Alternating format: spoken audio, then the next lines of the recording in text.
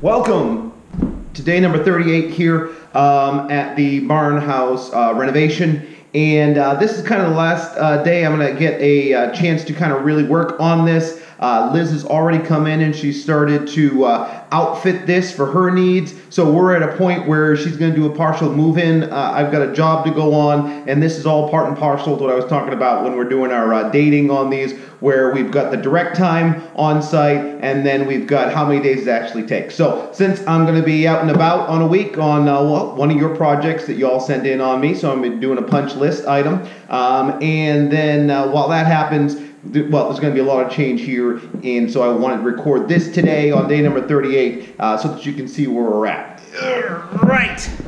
So first thing coming up as we rise to the occasion here, well, it was very echoey in here, so we've got a couple carpets and rugs in place. And those carpets and rugs went in place. As I said, Liz is kind of taking over, and she's getting to the spot where, well, where she's going to get her stuff in here, and it's going to become her workshop. Yesterday, in the course of one day, we really focused on getting this tabletop done. And it's done, it's stained, it's got one coat of polyacrylic on the top right now. And I like to do 3 or 4 coats, sanding in between with a 400 sandpaper. Really gives it that gloss and durable finish. Yesterday we saw this, we saw the, the finger joint. Well, the finger joint has been completed, it's been put in, and so that just kind of wraps it around, and it just gives it something to interesting to take a look at. Now this is just standard regular plywood. We made it look a little bit thicker here in the front. This is just a 2x4 that was cut down, and then it was notched and it was rounded over, because if this is going to be a computer desk, you really want that nice rounded edge, just so that you know, it's a very nice wrist rest. The stain on this, same stain we have up here, which is that Old Masters Spanish oak stain. It's a great stain, really brings out the darker colors. We do have 2 different types of wood here, but it has a very similar matching to it, just kind of ties things together. And in particular, you know, the rugs are in here, the echo's getting knocked down, and well, you're starting to see the color come into this space. And you know, it was really stark. We called it our, you know, our blank canvas, and so now we're really starting to see everything kind of come in. So this can turn into a functioning spot as soon as we get a couple more coats on there. Well, we're going to start seeing the computers, we're going to start seeing the painting supplies and things coming in and getting used. Now, we're not done yet. But in terms of getting to a point where all the dust is knocked down, where you can be in here, we're not too worried about, you know, other things we got to do, like put our top on there, plumbing, things like that. It's not going to be a major, well, distraction or disturbance if Liz is working in here. So we have tried to get this done in 40 days.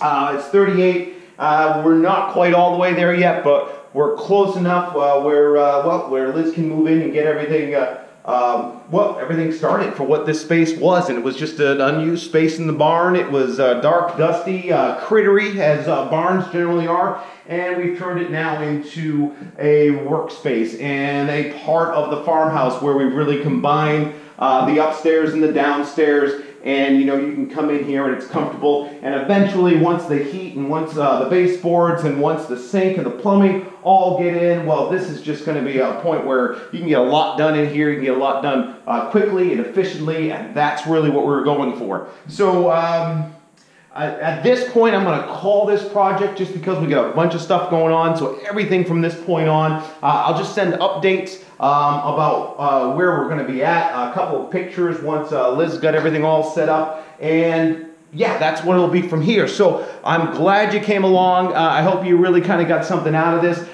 The only other thing I was really asked for was I was asked for a budget on cost figures, and that makes sense, though what I paid for it, since I did a lot of the work that I could be contracted to do, is going to be a little bit different than what you pay for it, depending upon your skill level. So what I'm going to do, since that was asked for, is I'll do a little wrap-up video once we get to our final stage, and then I'll put all the pricing on what you can expect if you're going to do a similar space, which is basically a 12 12 by 20 room, and you wanted to kind of finish it off in your garage, or if you have a barn or something similar to that. That way you'll know what the costs are associated with electrical, with carpentry, with drywall, with plumbing. And then if you're planning a project and you want to budget it, well, that's the biggest part of any of this, is just being able to know what you have to expect. And I think if you can know what you can expect, well, that gives you the ability to really kind of, well, say whether or not you're going to go with a project or not. So, thanks for checking this out. Thanks for coming on the journey. Please like and subscribe as I get other projects, big projects I think that are really going to kind of help everybody in your day-to-day or your punch list, or what you need to really make your spaces fabulous and functional. Well, I'm going to post them, and the way that I get to post them is I get YouTube. You guys subscribe. I get a little bit from the monetization, and that really kind of helps me with the cameras and the editing and all of that. And a big shout out to Aiden, because he's been taking over the editing for all these projects. And well, of course, Liz, she's the designer, my inspiration for all of this. And you, all of you out there who really kind of helped me on the way, particularly the YouTube community, because that's where I get a lot of my ideas.